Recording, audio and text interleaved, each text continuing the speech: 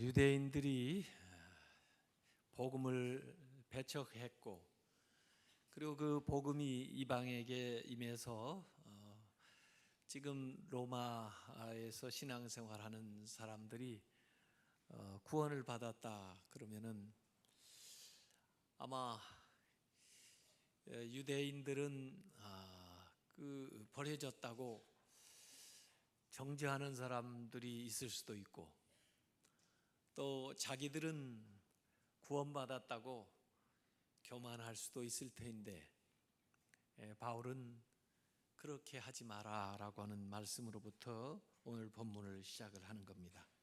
그래서 25절에 형제들아, 너희가 스스로 지혜 있다 하면서 이 신비를 너희가 모르기를 내가 원하지 아니하노니, 이 신비는, 하나님의 신비는 이방인의 충만한 수가 들어오기까지 이스라엘의 더러는 우둔하게 된 것이라 라고 말씀하고 있습니다.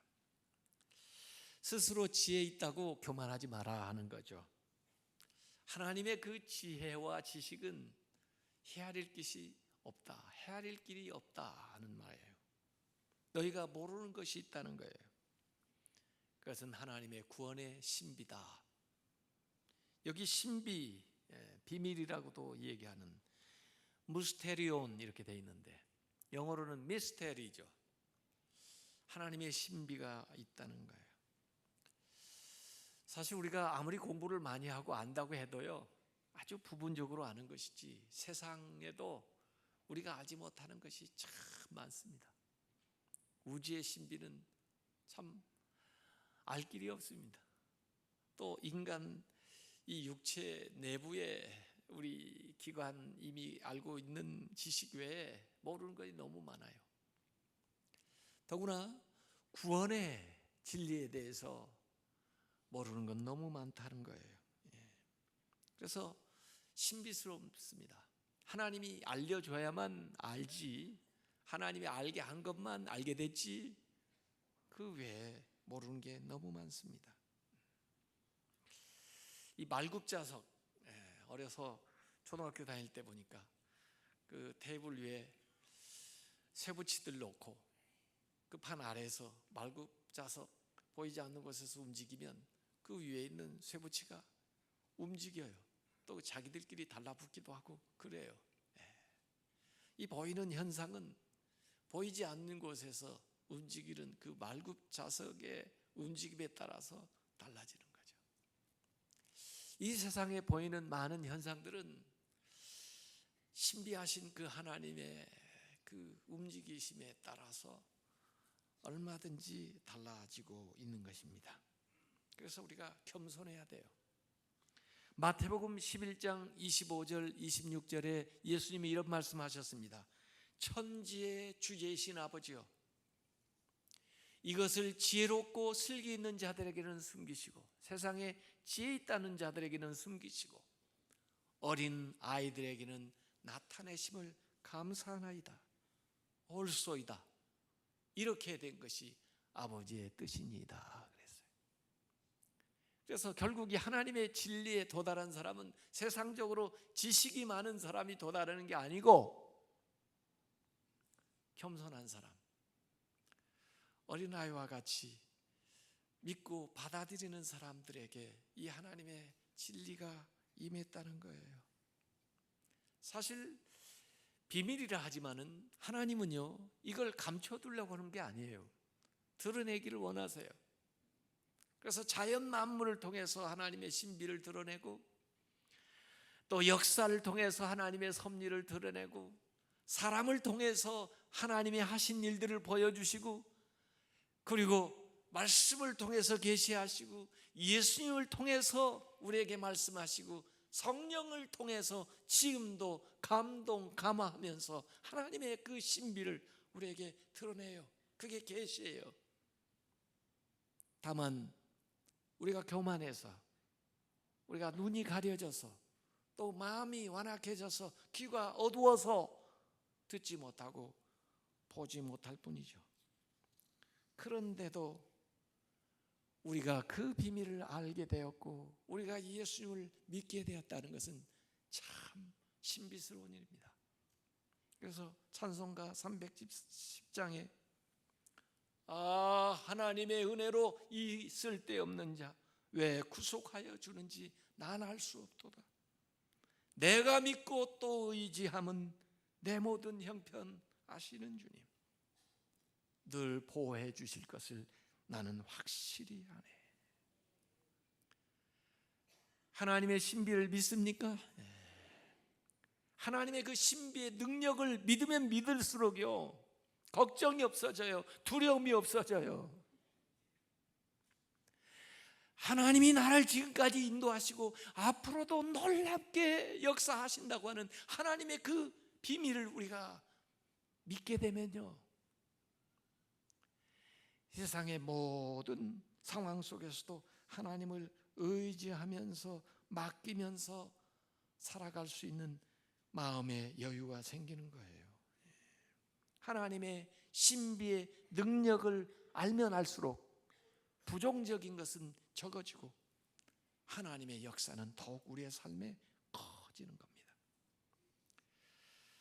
그래서 하나님께서는 이방인들을 구원하시기 위해서 결국은 유대인들을 사용하셨고 결국 유대인들을 구원하시기 위해서 이 이방인들을 쓰실 것이라고 하는 얘기예요. 이게 전부 하나님의 구원 계획에 들어가 있어요. 이스라엘이 지금 실패했다고 해서 하나님이 실패한 것이 아니고 하나님 이미 알고 계시는 거고 이방인이 지금 구원받았다고 해서 하나님이 구원 계획을 변경한 것이 아니라 창세 전부터 그들도 구원하고자 하는 하나님의 계획이 있었다는 것입니다. 그래서 지금 이스라엘의 그 우둔함, 완악함, 강박함 그것 때문에 복음이 이방을 향하여 나왔지만은 우리가 믿게 되었다고 해서 자만해서는 안 된다는 거예요. 하나님의 신비를 믿을진데 우리에게 복음이 이렇게 전파된 것처럼 결국에 그들에게도 다시 복음이 전파될 것이다 라고 하는 것을 바울은 얘기하고 있어요. 그래서 구원의 3단계를 얘기하면은 이스라엘의 불신 때문에 이방인들이 구원을 받았고 이방인의 구원을 통해서 그리고 이스라엘이 회복될 것을 얘기하고 있는 겁니다. 그래서 이방인의 충분한 수가 구원받을 때까지 이스라엘이 우둔하게 되었지만 결국은 온 이스라엘 영적인 모든 하나님의 백성이 구원을 받게 된다 하는 것이 26절에 나와 있는 말씀이에요. 그래서 이 바울이 이야기한 이 구도를 따라서 공간적으로 요사이 선교하는 사람이 Back to Jerusalem, 예루살렘으로 돌아가는 거 그걸 얘기하는데 그 선교하는 것을 이 지도로 쭉 살펴보면은 이 예루살렘에서부터 시작된 게 박해가 일어나고 그래서 바울 바나바가 이방인의 사도가 돼가지고 유럽에 복음을 전파하기 시작하고 영국에 갔던 그 복음이 청교도들 통해서 미국으로 건너가게 되고 그 미국, 캐나다 그쪽에서 다시 이 아시아권으로 중국으로, 한국으로, 일본으로 그리고 인도로 돌아가지고 다시 터키로 해가지고 그리스로 그 다음에 이스라엘로 돌아가는 Back to Jerusalem 그 선교 운동을 하는 거예요. 그래서 지금 그 흐름이 가고 있다는 거죠. 이 이야기는 바로 이 로마서에서 바울이 이야기하고 있는 구원의 단계를 따라서 진행이 되고 있는 거죠. 만약에 복음이 구약에만 머물러 있었다면 신약의 사람들이 어떻게 혜택을 입겠어요? 구약의 선교 방식은 구심력적인 방법인데 하나님 믿으려면 유대인처럼 돼야 되는데 율법을 다 수행하면서 그렇게 살아야 되는데 굉장히 좁은 구원의 일들이 일어났을 거예요. 그러나 신약 그리고 사도행전 넘어오면서 그 유대인들이 거부함으로써 그 복음이 사방으로 번져 나가서 오늘 우리에게까지 도달하게 된 거죠. 또 우리는 그들에게 복음의 빚을 진 셈이니까 그곳을, 이스라엘을 다시 구원하기 위해서 선교사를 보내든 복음을 증거하는 일을 계속해야 되는 거죠. 로마 캐톨릭도 부패하고 잘못되었기 때문에 거기 종교개혁이 일어나면서 로마 캐톨릭이 이전에 가지고 있었던 것보다 더 넓은 지역에 바른 복음을 증거하는 운동이 종교개혁을 통해서 프로테스탄트가 일어남으로써 지금 전 세계의 개신교가 복음의 확산을 이루어냈죠. 물론 종교개혁 이후에 캐톨릭도 반종교개혁 나름의 자성이 일어나기도 했습니다마는 이게 하나님이 하시는 신비스러운 일 가운데 되어지는 것들이에요. 28절에 오늘 이렇게 말씀했습니다. 복음으로 하면 그들이, 유대인들이 너희로 말미암아 원수된 자요, 너희들을 위해서 복음의 원수가 되었고, 택하심으로 하면 조상들로 말미암아, 조상들 때문에 사랑을 입은 자라, 이렇게 표현하고 있어요. 이 유대인들이 복음에 대해서는 원수, 십자가의 원수로 행하는 일들을 했고, 그러나 조상, 믿음의 조상 아브라함으로부터 내려온 그 조상으로 인하면 그들은 사랑을 받는 자다. 그래서 원수와 사랑이 여기 같이 들어가 있어요. 마치 동전의 앞뒷면처럼, 양면처럼 하나님이 그들을 사랑하시면서도, 조상들 때문에, 그러면서도 그들은 복음을 배약한 그 상황에 원수처럼 해가고 있는 상황이에요. 말하자면 여러분의 자녀 가운데 혹시 복음을 받아들이지 않고 신앙생활을 하고 있는 사람이라면 그쳐지죠. 여러분 때문에 그는 사랑을 받고 있으면서도 불구하고 아직 복음을 받아들이지 않은 복음의 원수와 같은 삶을 사는 거예요. 이게 어떻게 가능하나? 만약에 제 아이가 말썽을 많이 부리고 문제를 만들면은 그 아이를 쫙 제가 보고 있는 표정이죠. 표정은 무서운 표정을 짓고 있지만 그러나 마음에는 그 아이를 사랑하는 마음이 여전히 있는 거예요. 그것이죠. 그래서 하나님의 마음은 그들을 향해 사랑하고 있지만 그들의 향한 하나님의 얼굴은 무서운 표정이에요. 그래서 이스라엘은 하나님에게 사랑과 동시에 하나님의 진노를 받고 있는 그런 상황인 것을 얘기를 해요. 그럼에도 불구하고 오늘 로마서 11장 앞부분에서 얘기한 것처럼 그들은 처음 익은 곡식이었고 그들은 뿌리에 가까웠기 때문에 하나님께서 그들을 보존해 주신다 하는 거예요. 29절에 그것을 극명하게 우리에게 얘기해 줬습니다. 하나님의 은사와 부르심에는 후회하심이 없느니라. 하나님이 여러분에게 은혜 베푼 거, 또 하나님이 여러분을 부르신 거, 거기에는 후회가 없다는 거예요. 사람들은 어때요? 사람들은 종종 후회하더라고요. 그렇게 결혼하기 전에는 부모가 반대를 해도 그렇게 죽고 못 살겠다고 결혼을 하더니요, 오전도 안 지나가지고 후회를 하더라고요. 그래가지고 이혼을 하겠다고 그래요. 사람은요 후회를 하더라고요. 왜 후회하느냐 그랬더니 그런 줄 몰랐대요. 못 봤겠죠. 그 사람이 어디 갔겠어요? 그 사람이 그 사람이지. 사람들은 후회를 하더라고요. 물건을 사가지고 와가지고 하루도 못 지내가지고 그 다음날 가서 바꾸러 가요. 이 변심 고객이라고 그럽니다. 안 바꿔주면 난리 나요. 그래서 이 사업하시는 분들이 이 반품되어 오는 것 때문에 아주 골치가 아프답니다. 분명히 좋다고 가져갔는데 후회하는 거예요. 그러나 하나님은 후회가 없으세요.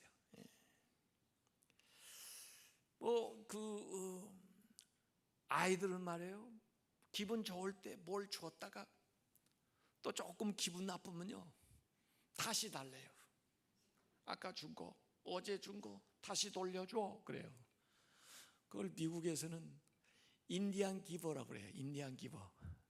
좀 변덕스럽다. 줬다가 다시 달라고 그랬다. 그러나 하나님은 하나님이 주신 선물, 은사, 하나님이 우리를 부르신 그 부르심에 후회가 없다. 취소하지 않는다 그래요. 왜? 하나님은 전지하시기 때문에. 우리를 다 아셔요. 몰라서 실수할 리가 없어요.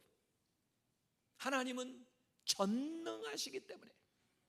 하나님은 무엇이든지 좋게 만들 수가 있어요. 그래서 하나님의 은사와 하나님의 부르심에는 후회가 없습니다. 실수가 없습니다. 하나님이 목적한 것은 절대로 변함이 없습니다. 여러분이 하나님의 은사를 받았어요. 하나님의 부르심을 받았어요. 절대로 변할 수 없는 것들을 여러분이 받고 누리는 것을 믿으시기를 바랍니다. 이스라엘 부르시고 우리를 부르시고 우리에게 은사를 주신 그 하나님의 섭리는 우리가 헤아리지 못할 뿐이지,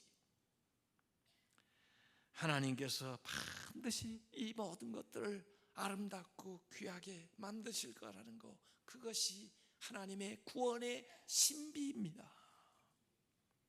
30절에 너희가 전에는 하나님께 순종하지 아니하더니 이스라엘이 순종하지 아니함으로 이제 긍휼을 입었느니라. 이전에 우리가 하나님을 순종하지 않는 백성이었는데 이스라엘이 순종하지 않으니까 하나님의 긍휼이 우리에게 임했다. 여기 30절, 31절, 32절 석절에 이 긍휼이라는 말, 그리고 순종하지 않는다는 말 4번씩 나옵니다.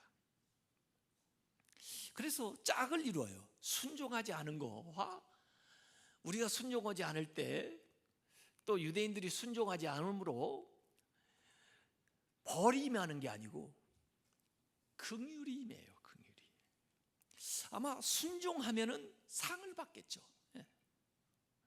그런데 순종하지 않으면 벌일 텐데, 세상 사람들은 순종하지 않은 우리에게 하나님의 긍휼하심이 임한다는 거예요. 그게 내 차례 거듭해서 짝을 이루어가지고 순종하지 않음과 긍휼하심을 받는 것이 계속 나오는 거예요. 우리는 순종하지 않았는데, 불순종했는데 하나님은 긍휼히 여기는 거예요. 제가 긍휼에 대한 설명을 해준 적이 있습니다. 긍휼은 마땅히 받아야 될 벌을 면해주는 게 긍휼이다 그랬는데,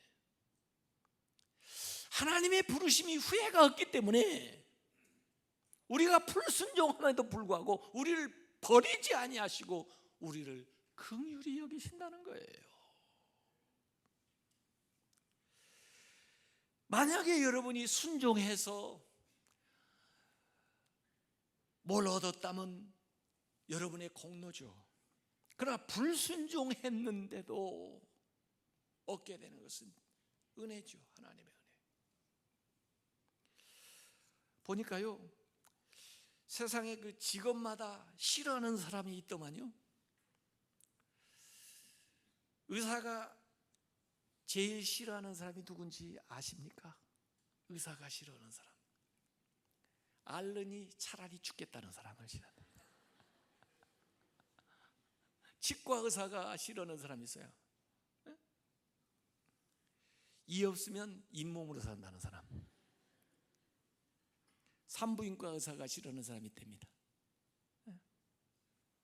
무자식이 상빨자라고 그러는 사람. 한의사가 싫어하는 사람이 있답니다. 밥이고 보약이라고 그러는 사람. 변호사가 싫어하는 사람도 있어요. 버버씨도 살 사람. 학원 강사가 싫어하는 사람 누군지 아세요? 하나를 가르치면 열을 아는 사람. 왜 그럴까요? 왜 싫어할까요?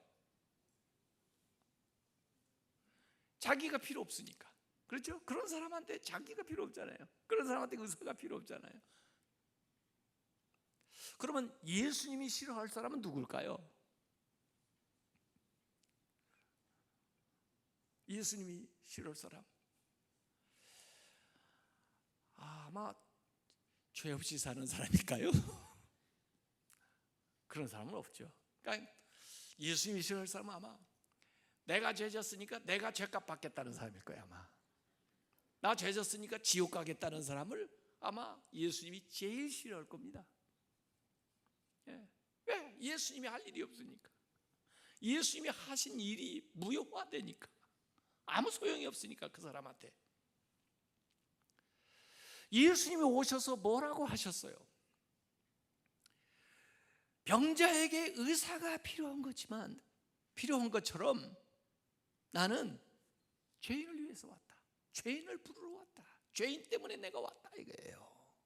왜 당신은 그렇게 죄인을 찾아다니고 죄인들과 함께 합니까? 라고 얘기하니까, 그래, 병자에게 의사가 필요한 것처럼 나는 죄인 때문에 왔다. 죄인을 위해서 왔다 이거예요. 우리가 순종을 했다면은 긍휼이 필요한 것이 아니고 우리에게 상급이 필요한 거예요. 그러나 우리가 불순종했기 때문에 하나님의 긍휼이 임하는 것을 믿으시기 바랍니다. 긍휼이라는 건 compassion, 함께한다, passion, 아픔을 함께하는 거예요.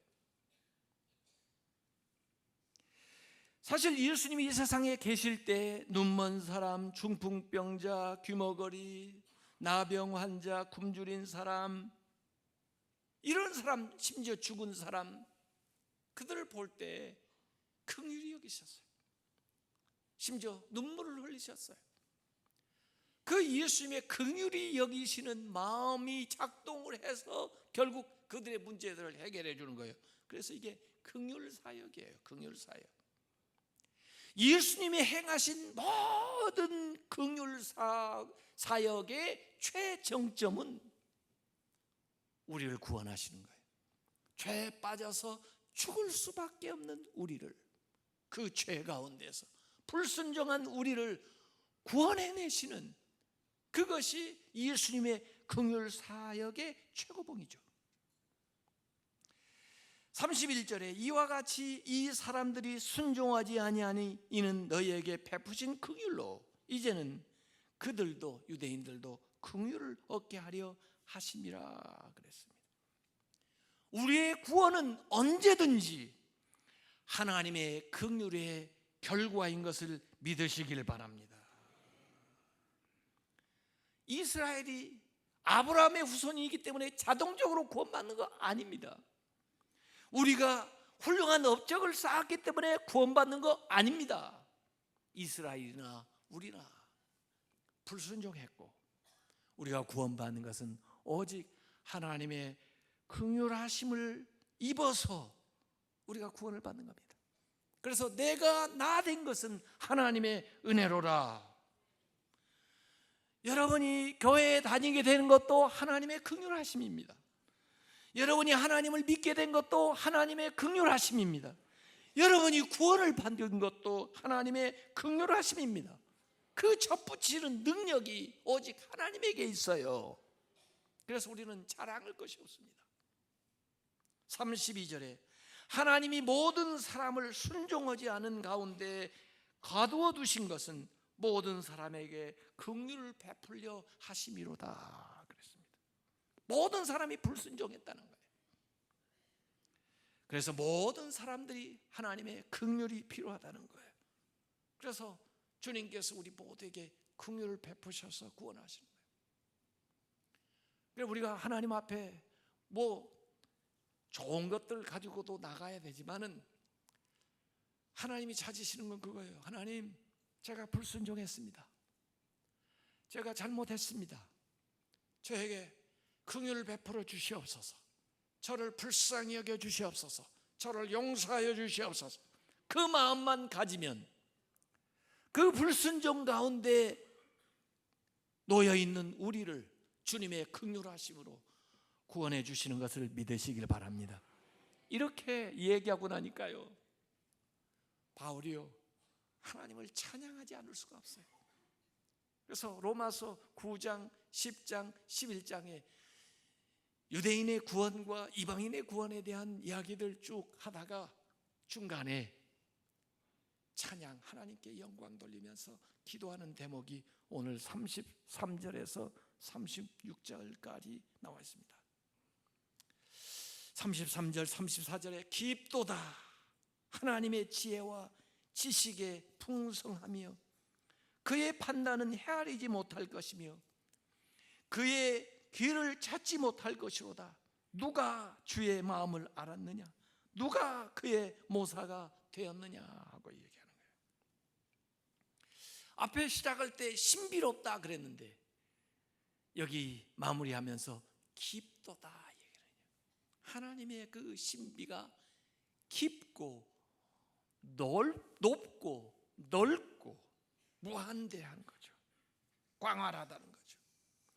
우리가 이해할 수 없고 우리가 측량할 수 없고 우리가 어떤 것에 비교할 수 없을 만큼 하나님의 신비는 무한하다는 거예요. 그래서 그것을 물론 알려고도 노력해야 되겠지만은 그 하나님 앞에 기도하지 않을 수 없고 그 하나님을 찬양하지 않을 수가 없다는 거예요. 우리가 다 알지 못해도 그 하나님을 찬양할 수는 있다 이거예요. 그래서 이 내용을, 이 찬양을 읽으면서 언뜻 생각나는 찬양이 그 사랑 얼마나라는 CCM에 요새 나와요. 그래서 제가 오늘 헌금송 하는 분들에게 부탁을 했어요. 가사가 그래요. 다 표현 못해도 나 표현하리라. 다 고백 못해도 나 고백하리라. 다 알 수 없어도 나 알아가리라. 다 닮지 못해도 나 닮아가리라. 그 사랑 얼마나 아름다운지, 그 사랑 얼마나 날 부욕해 하는지, 그 사랑 얼마나 크고 놀라운지를, 그 사랑 얼마나 나를 감격하게 하는지. 우리가 아무리 많이 알아도 하나님 알 길이 없어요. 그래서 하나님 앞에 기도할 수밖에 없고 기도하면서 하나님께 찬양할 수밖에 없죠. 사실 이 바울의 마지막 송영의 말씀들은 욥기에서 나온 말씀들이에요. 욥기는 뭡니까? 고난, 어려움 당하는 그 욥에게 찾아와가지고 왜 의로운 사람이 고난을 당하는가? 왜 당신은 고난을 당하는가? 여러 사람들이 이야기를 늘어놓지만은 그 이야기를 한다 해서 알 수 있는 게 아니에요. 오히려 더 혼란스러워요. 더 모르겠어요. 토론을 많이 해서 하나님을 알 수 있는 게 아니에요. 결국 이 욥기는 결론이라고 하면은 알 수 없다는 거예요. 하나님의 신비는 알 수 없다. 그래서 그 의문들이, 질문들이 하나님을 만나는 것으로 끝나요. 내가 뭘 알아내는 것으로 끝나는 것이 아니라 그 모든 것은 하나님을 만남으로써 그 질문이 끝나지 인간의 지식 가지고는 알아낼 도리가 없는 것입니다. 그래서 결국 욥과 그 친구들은 자기들이 아지도 못하며 얘기했던 것에 대해서 회개하고 그 다음에 입을 막고 하나님 앞에 제사하며 예배하는 그 모습으로 이 욥기가 결론이 지어지죠. 욥기 5장 9절에 하나님은 헤아릴 수 없이 큰 일을 행하시며 기이한 일을 셀 수 없이 행하시나니. 우리가 공부하면 할수록 모르는 걸 알게 되더라고요. 얼마나 하나님은 광대하신가 하는 것을 고백하게 돼요. 이사야서 40장 13절 14절에도 누가 여호와의 영을 지도하였으며 그의 모사가 되어 그를 가르쳤으랴.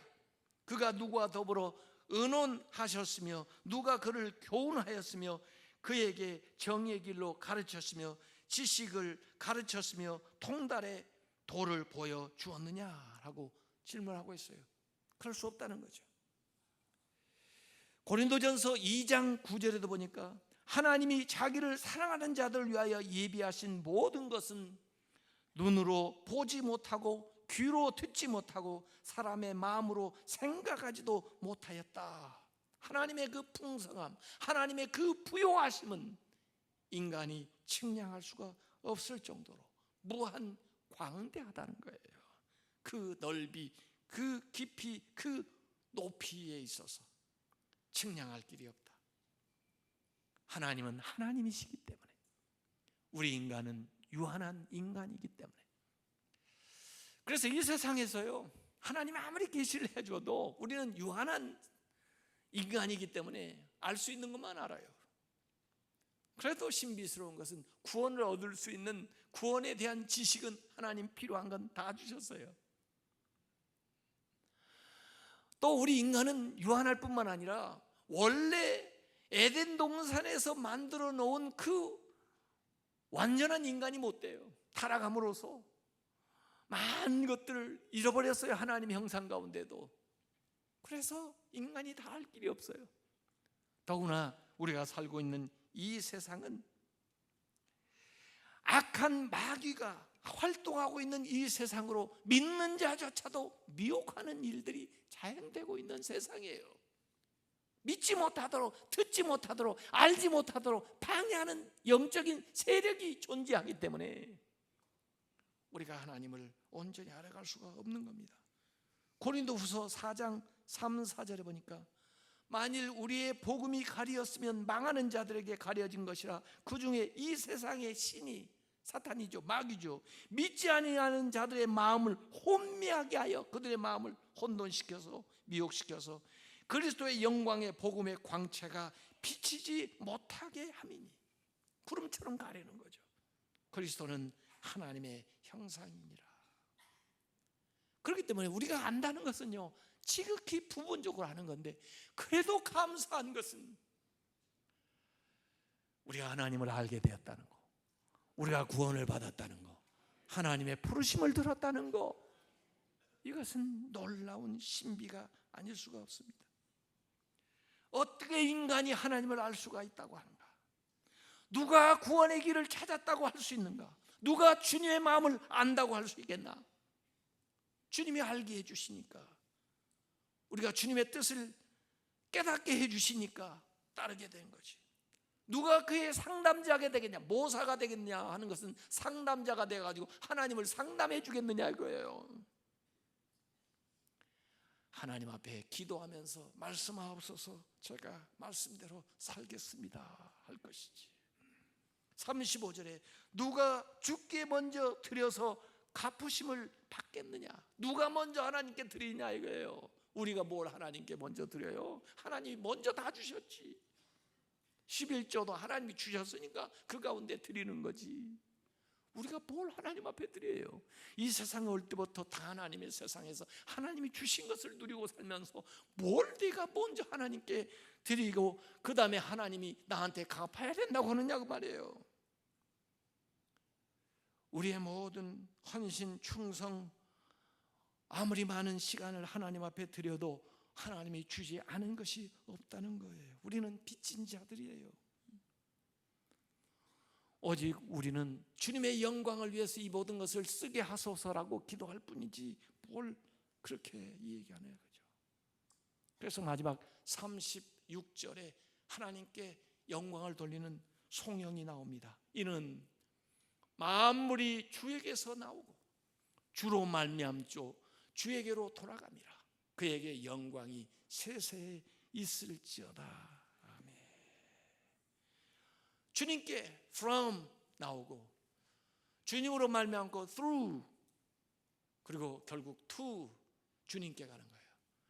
그래서 시작, 과정, 결과, 알파와 오메가, 그 안에 모든 것들이 다 주님 안에 주어진 거라는 거예요. 그것을 아멘 하고 바울은 고백하는 겁니다. 아멘이라고 고백하는 것은 이 모든 것이 하나님의 은혜라는 고백입니다. 나는 아무것도 아닙니다. 그러나 하나님은 전부이십니다. 나는 아무것도 모릅니다. 그러나 하나님은 전지하십니다. 나는 아무것도 할 수 없습니다. 그러나 하나님은 전능하십니다. 나는 아무것도 가진 것이 없습니다. 그러나 하나님은 모든 것의 주인이십니다. 나는 비천합니다.